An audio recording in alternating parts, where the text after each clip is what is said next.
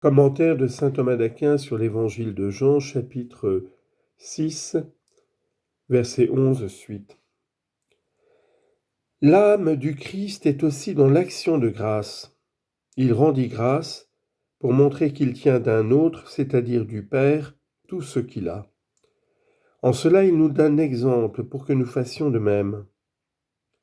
Son action de grâce a cependant ici un caractère particulier.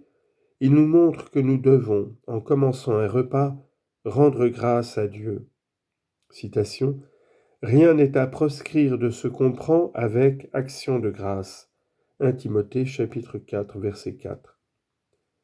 Et encore, les pauvres mangeront et seront rassasiés et ils loueront le Seigneur.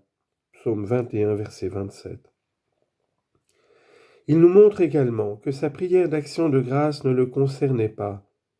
Elle était pour la foule et il devait la persuader qu'il était venu de Dieu.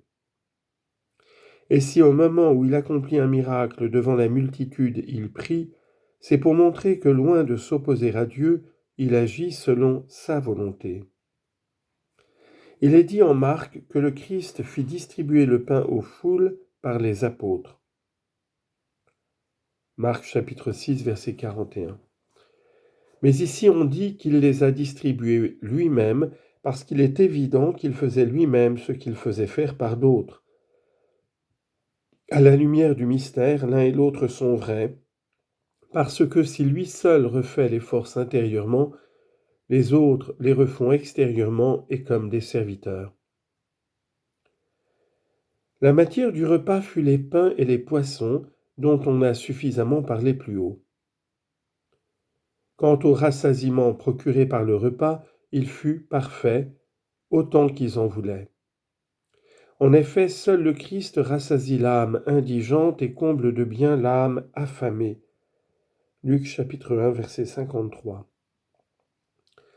Les autres, selon la mesure de la grâce qu'ils possèdent, font des miracles. Mais le Christ, agissant selon sa puissance absolue, faisait toutes choses avec une extrême surabondance. C'est pourquoi il est dit qu'ils furent rassasiés. Les disciples recueillent les morceaux. L'évangéliste rapporte d'abord l'ordre du Seigneur, puis son exécution par les disciples. Si le Seigneur demande que l'on recueille les morceaux, ce n'est pas par ostentation, mais pour montrer que l'événement n'était pas irréel, puisque les restes recueillis ont été conservés un certain temps et ont profité à d'autres.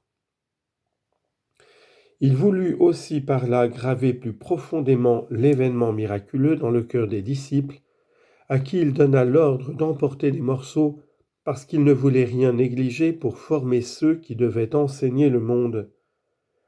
Sagesse, chapitre 1, verset 7. Et les disciples se sont exécutés fidèlement. En effet, ils les recueillirent donc, et ils remplirent 12 couffins des morceaux des 5 pains, d'orge et des 2 poissons qui restèrent en surplus à ceux qui avaient mangé. Notons que le nombre des morceaux restés en surabondance n'était ni indéterminé, ni laissé au hasard. Mais il relevait d'une détermination parce que ce n'est pas plus ou moins, mais exactement comme il le voulait, que le Seigneur a produit cette surabondance. En voici le signe, le couffin de chaque apôtre était plein. Un couffin est un récipient utilisé pour les travaux de la campagne. Les 12 couffins signifient donc les 12 apôtres et leurs imitateurs, qui, même s'ils sont comptés pour rien dans l'immédiat, n'en sont pas moins intimement comblés par les richesses des sacrements spirituels. On dit qu'ils sont 12 parce qu'ils devaient proclamer la foi en la Sainte Trinité aux 4 parties du monde.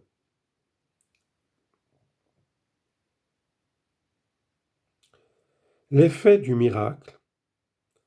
Après le signe visible, le don d'une nature corporelle, l'évangéliste rapporte les 3 effets que ces signes a opérés sur les foules. Celles-ci confessent leur foi et tentent ensuite de manifester au Christ l'admiration qu'il a suscitée en elles. Après qu'il a fui, elles se mettent avec empressement à sa recherche.